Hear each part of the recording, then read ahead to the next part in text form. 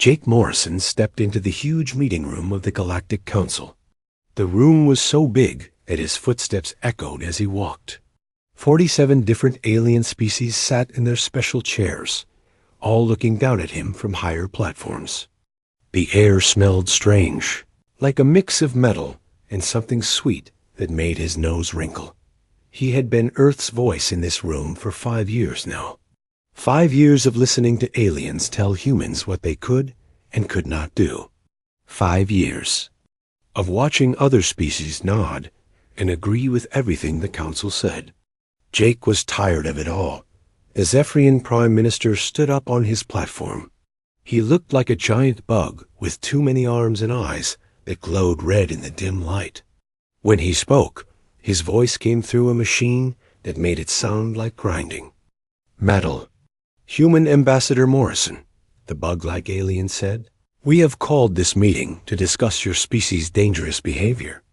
For too long, humans have acted without asking permission. You build colonies on planets without our approval. You make weapons and give them to your people. You refuse to share your technology with the Council. This must stop." Jake looked around the room. Some aliens leaned forward, eager to hear what would happen next. Others sat back in their chairs, looking uncomfortable. But all of them were waiting for him to bow down and agree to whatever the Council wanted. "What exactly are you asking us to do?" Jake said. His voice was calm, but inside he felt angry. The blue-skinned Altarian delegate named Vextar stood up. He was tall and thin, with no hair on his head. "Humanity must learn to work with others. Your need to do things alone threatens the peace we have kept for thousands of years." "Peace?" Jake almost laughed. "You mean the peace where you tell everyone what to do, and they have to obey." The room filled with angry sounds. Some aliens clicked their tongues. Others made low humming noises. A few hissed like snakes. They did not like being questioned. The Zephyrian Prime Minister hit his desk with one of his many hands. "Silence!" he shouted.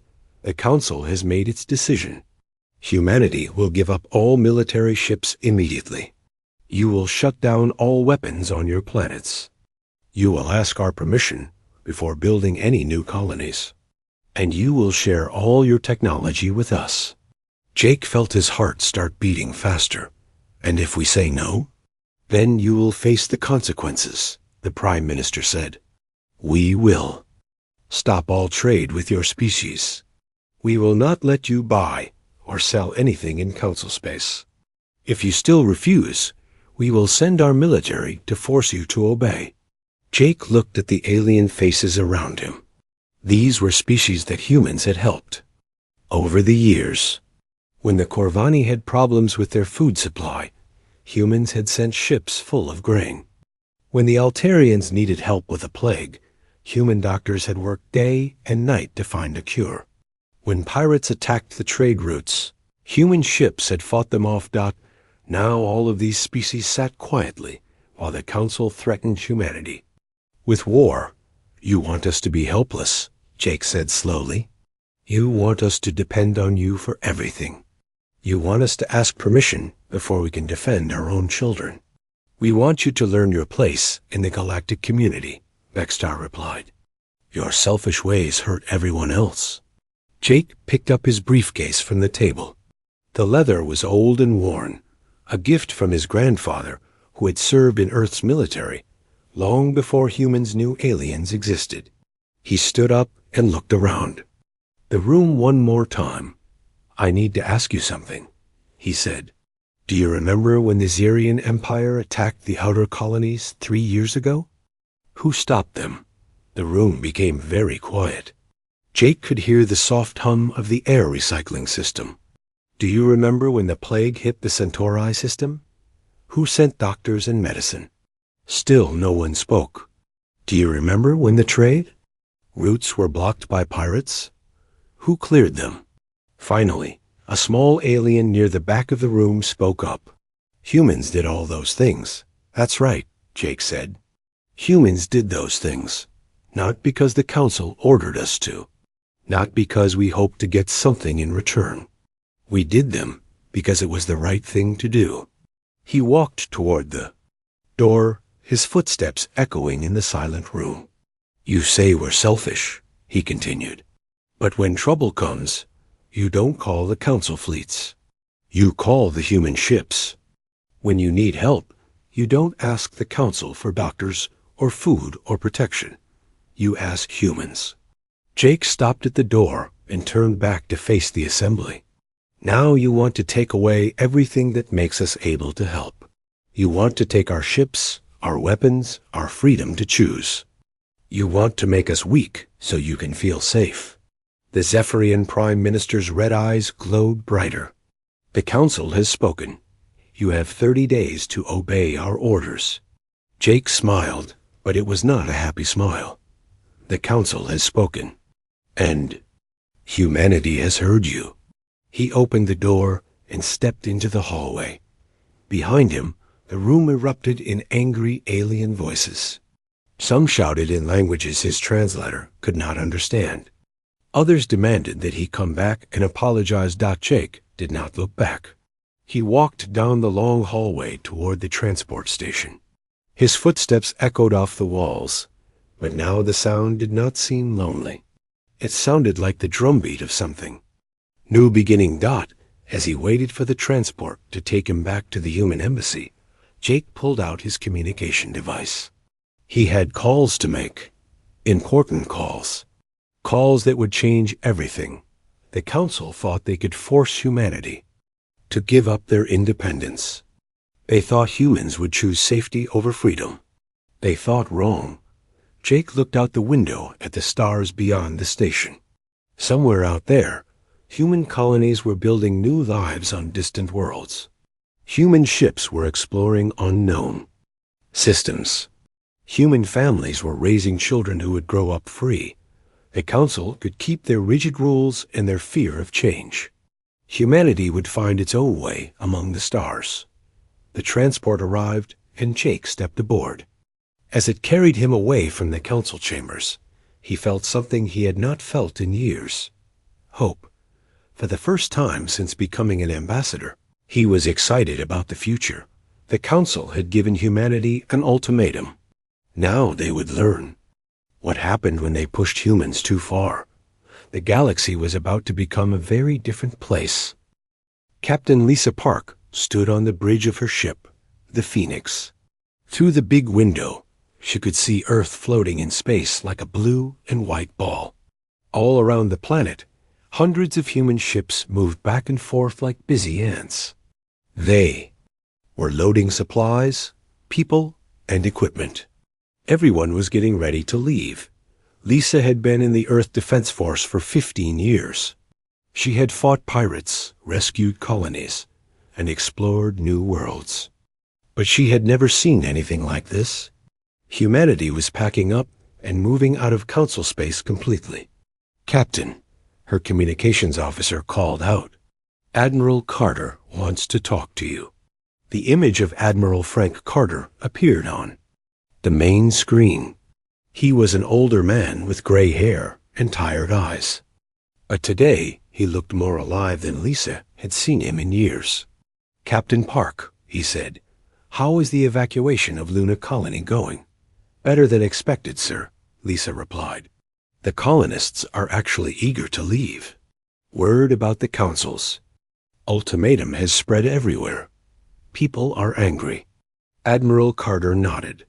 Same thing is happening at all our colonies. Mars, Europa, Titan, all of them. Nobody wants to live under council control. The Mars colonies are even taking apart their factories and loading them onto ships. Lisa understood why. The council wanted to control everything humans did. They wanted to tell humans where they could live, what they could build, and how they could defend themselves. It was like being children who had to ask permission for everything. What about the council's spies? Lisa asked. Dr. Helen Scott's teams are taking care of that, Carter said. Every council observation post in human space is being shut down. We're not being mean about it. We're just telling them to leave. The communications officer interrupted. Admiral, we have a call from the Centauri system. It's Governor Dan Hayes. Governor Hayes appeared on the screen next to the Admiral. He looked excited and worried at the same time. Admiral, I have news from the Outer Rim. We finished checking out those star systems we found. It's even better than we hoped.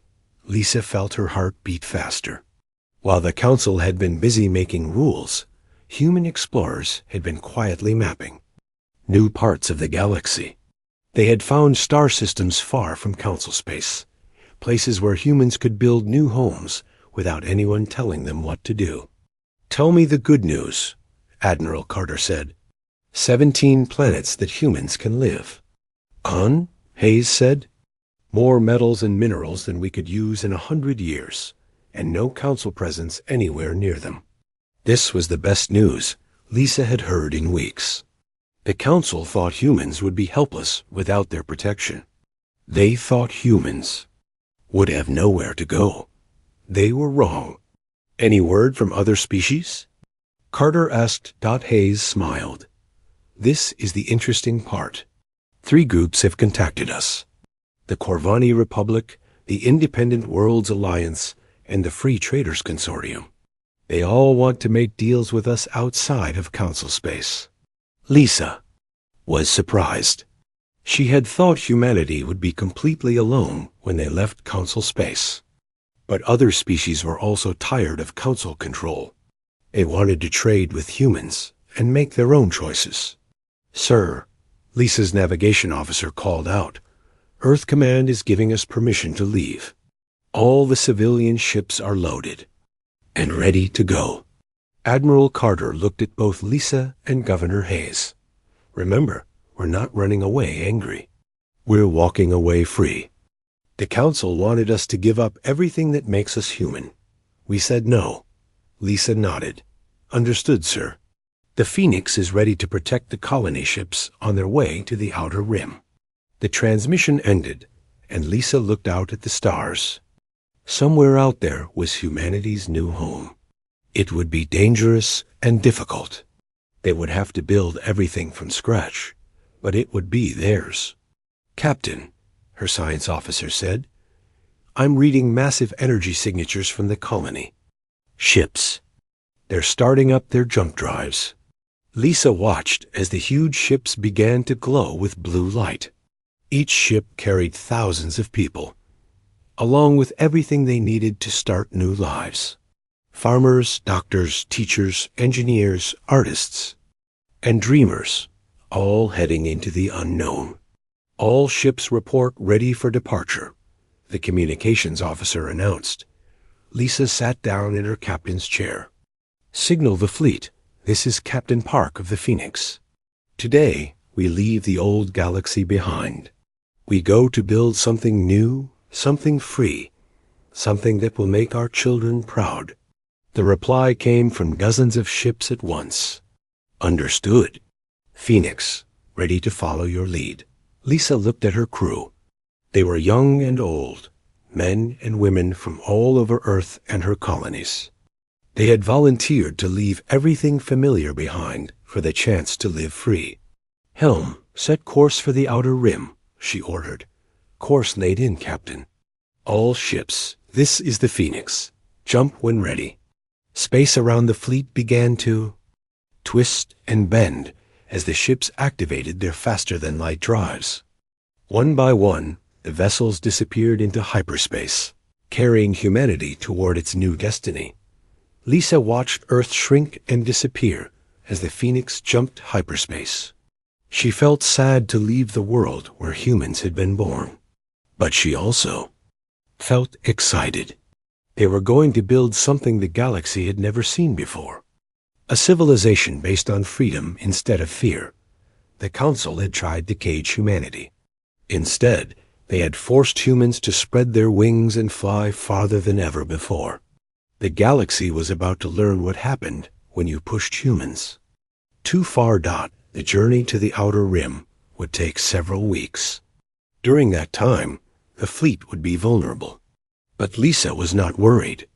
Humans had survived ice ages, world wars, and the journey to the stars. They would survive this too. Behind them, council space grew smaller and smaller. Ahead lay the unknown, full of dangers and possibilities. Lisa smiled as she watched the stars stream past the ship's windows. Humanity was free, and nothing would ever be the same again. The human fleet stretched across space like a river of lights. Thousands of ships moved together through the darkness between stars. Colony ships as big as cities carried millions of people to their new homes. Cargo vessels held everything needed to build a new civilization. Military ships like the Phoenix protected them all. President Carol Stone stood in the observation room of the command ship Liberty. She watched the stars slowly move past as the fleet traveled toward the outer rim. The sight filled her with wonder and worry at the same time. Never before had so many humans left home at once. Secretary of Defense Tony Garcia walked up beside her. He carried a tablet with the latest reports from across the galaxy. "The Council's reaction has been exactly what we expected," he said. "They froze all human money in Council banks. They canceled all trade deals. They even issued arrest warrants for our leaders." Carol almost laughed. "Arrest warrants? For what crime?" "They call it seditious abandonment of galactic responsibility," Tony read from his tablet. "Apparently, leaving when they told us to stay is now a crime." The language sounded just like the Council. They used big words to make their control sound important and legal. But control was still control, no matter how they dressed it up. "Are they sending ships after us?" Carl asked. "No military pursuit detected," Tony replied. "Our long-range sensors show some Council fleet movements, but they're staying in the inner systems. It looks like they're happy to let us go as long as we don't come back." Dr. Emma Foster, the fleet's chief scientist, joined them at the big window. She had been studying star charts for weeks, planning humanity's new future. "The advanced scouts have confirmed our destination," she said. "The Kepler cluster has everything we need. Good planets, lots of resources, and most importantly, no Council presence for 50 light years in any direction." Carol felt relief wash over her. The Kepler cluster had been discovered by human explorers 20 years ago, but they had kept it secret when the Council made it clear they did not want humans expanding too fast. Now it would become humanity's new home. "What about those other species Tony mentioned?" Carol asked. "The Corvani Republic has been talking to us," Emma said. "They want to trade technology and make defense agreements. It seems they have their own problems with Council control." A soft sound indicated an incoming message. The communications officer's voice came through the room's speakers. "Madam President, we have a transmission from the Council chambers. It's Ambassador Morrison." Jake Morrison appeared on the wall screen. He looked tired but amused. "Madam President, I thought you should know that the Council has officially declared humanity to be criminals. They've also voted to ban any Council member from talking to human representatives." "And how well is that working?" Carol asked. "Not well at all," Jake replied with a smile. 3 Council members have already approached me privately. They want to set up unofficial trade relationships. It seems not everyone agrees with the hardline approach. This was good news. The Council was not as united as they pretended to be. Some species still wanted to work with humans, even if they had to do it in secret. "What about their threats to attack us?" Tony asked. Jake's expression became more serious. "Empty threats, mostly. The Council hasn't fought a real war in over 300 years. Their military is designed for policing individual worlds, not fighting a whole civilization that's trying to leave their territory." "Any final messages from our former colleagues?" Carol asked. Jake shrugged. "The Zephyrian Prime Minister wants you to know that humanity will regret abandoning the security and wisdom of the galactic community. The Altarian delegate says we're dooming ourselves to barbarism and isolation. Karal looked out at the massive fleet around them. Millions of humans had chosen freedom over security. They had chosen independence over subjugation. They had chosen to build something new, rather than accept something old and broken.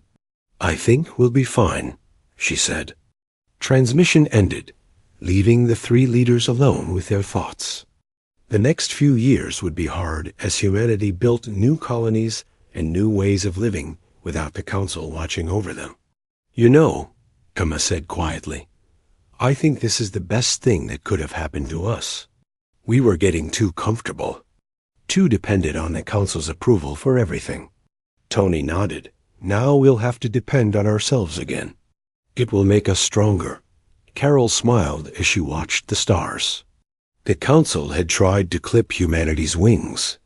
They had tried to force humans into the same boring conformity that had controlled the galaxy for thousands of years. Instead, they had pushed humanity to spread those wings wider than ever before. A young officer approached them. "Madam President, we're receiving reports from the colony ships. Morale is high despite the long journey. People are excited about building new homes." Carol was not surprised. Humans had always been explorers and builders. They had crossed oceans, climbed mountains, and reached for the stars. Now they were doing it again, but on a scale never before attempted. "What about supplies?" she asked. "All ships report adequate food, water, and medical supplies," the officer replied. "The agricultural ships are already growing crops during the journey. By the time we reach the Kepler cluster, we'll have a good harvest ready." Even in space, humans were thinking ahead, planning for the future. The Council had expected them to fail without constant guidance. Instead, humans were proving they could take care of themselves just fine. "Any word from the scout ships?" Tony asked. "They report several suitable worlds for immediate colonization," the officer said. "The survey teams are already drawing up plans for the first settlements." Carol felt pride swell in her chest. Humanity was not just running away from the Council. They were running towards something better. A future where they could make their own choices, build their own civilization, and explore the galaxy on their own terms. The galaxy was about to become a much more interesting place. 5 years had passed since the Great Departure. New Eden, the first human colony in the Outer Rim, now sparkled under 2 bright suns. The city looked like something from a dream, with tall buildings that reached toward the sky and parks full of green trees from Earth. Shuttles flew back and forth between the planet and the space stations above, carrying people and supplies. Governor Ben Foster stood on the top floor of the government building, looking out at his city. He still could not believe how much they had built in such a short time.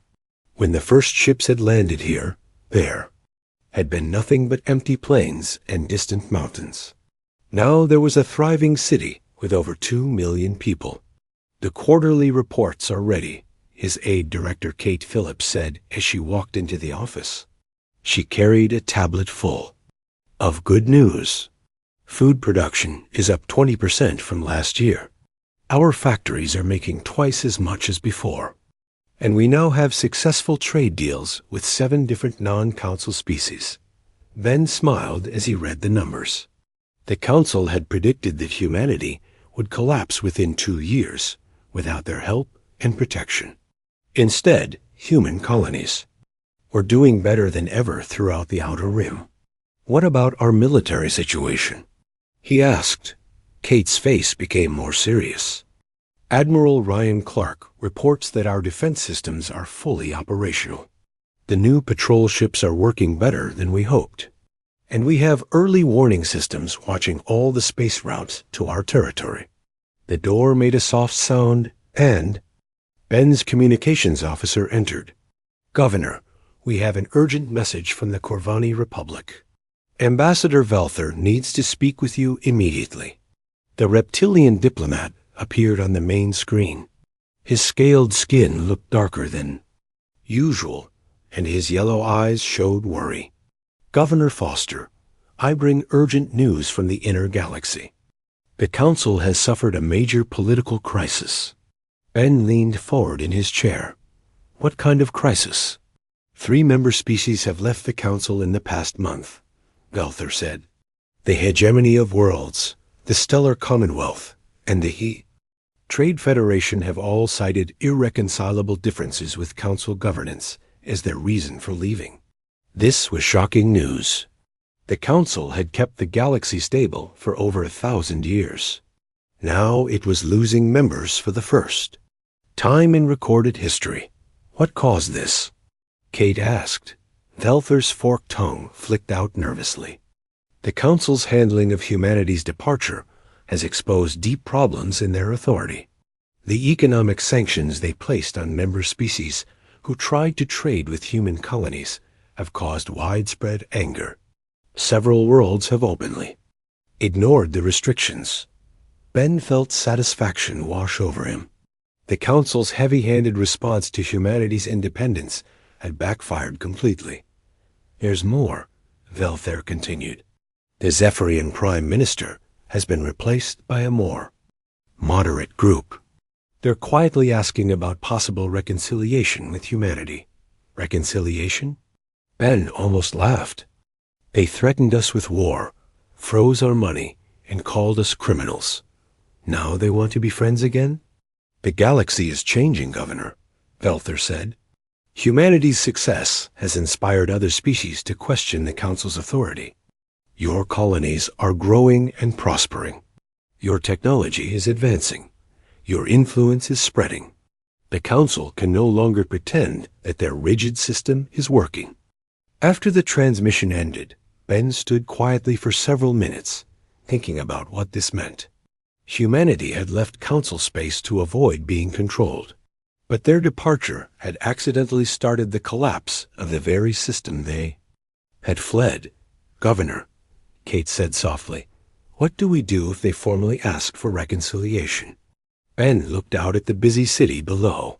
He could see cargo ships getting ready to leave for other human colonies.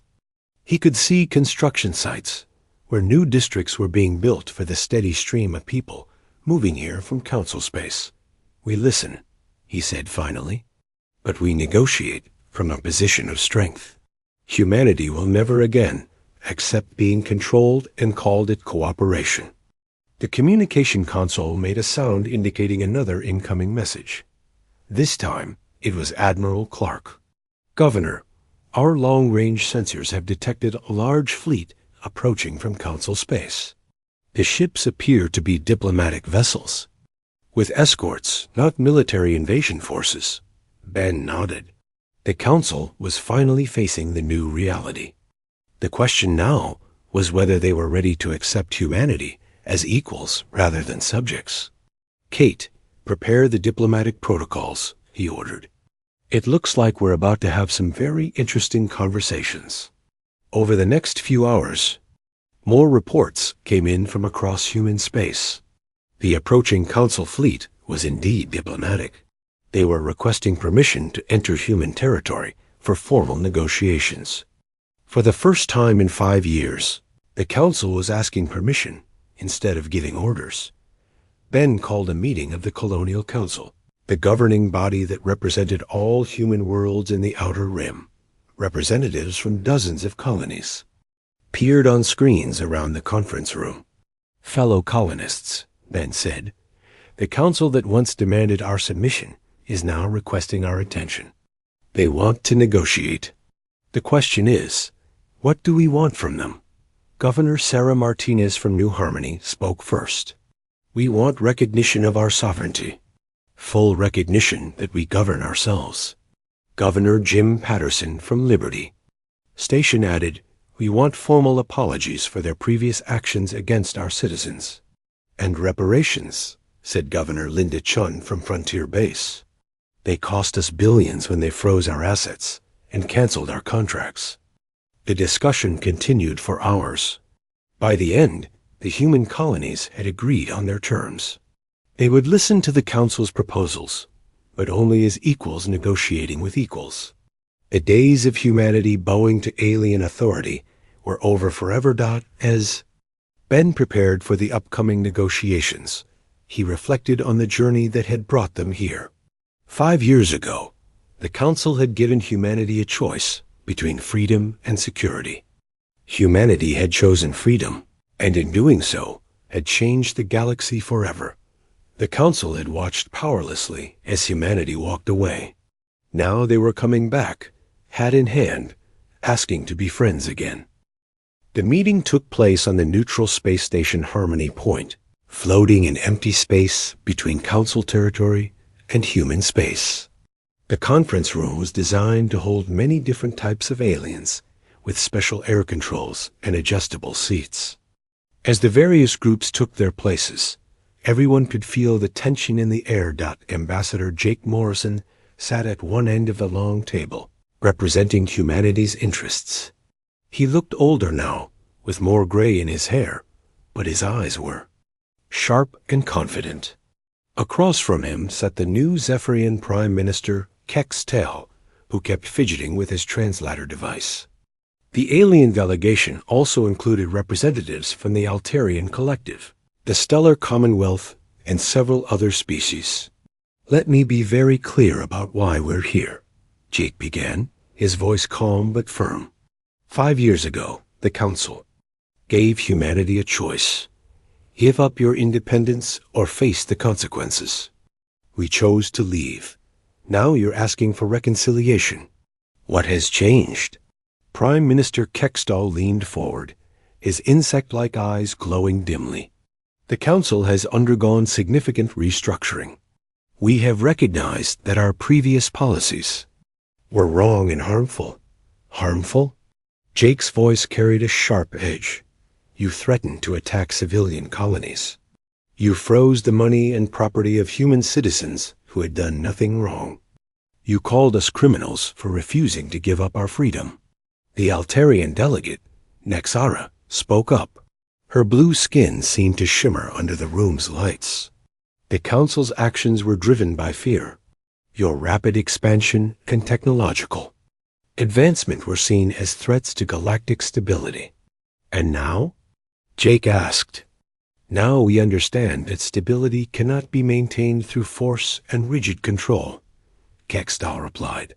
The departure of multiple member species has shown us that our approach was fundamentally wrong. Jake looked at his tablet, which contained intelligence reports from across the galaxy. According to our information, the Council has lost 12 member species in the past year. Trade revenues have dropped by 40%.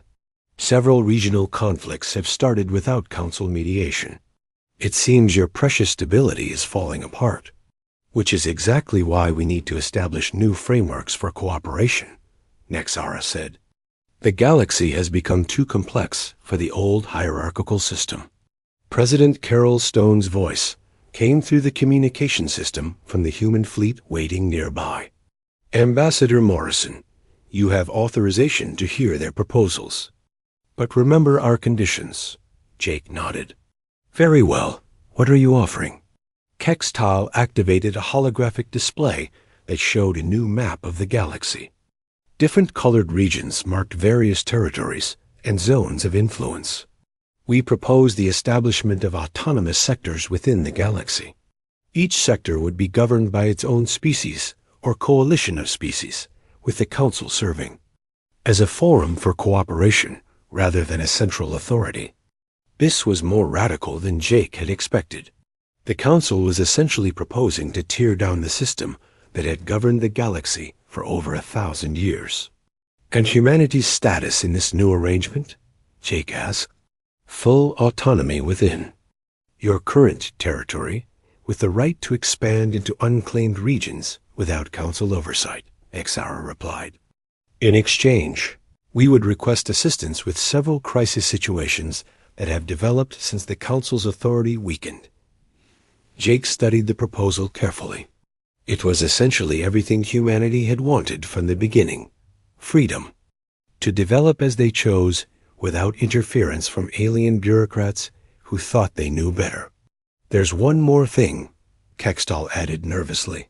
Several council species have requested permission to establish colonies within human space. They have been impressed by your economic success and technological advancement. The irony was not lost on Jake. The same species that had demanded humanity's subjugation now wanted to benefit from human innovation and freedom. These requests would be handled through standard diplomatic channels, Jake said. Each application would be evaluated on its individual merits. Of course, Kextall agreed quickly. Jake leaned back in his chair, considering his options.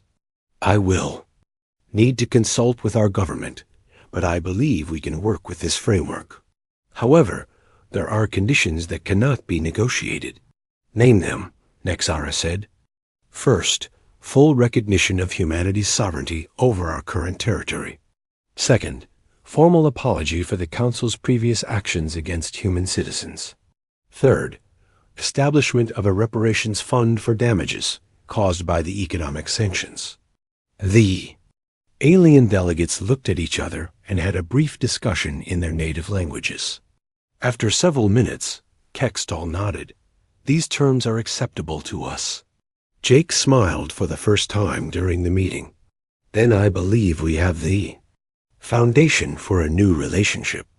As the formal negotiations continued over the next several days, Jake reflected on the incredible journey that had brought them to this point.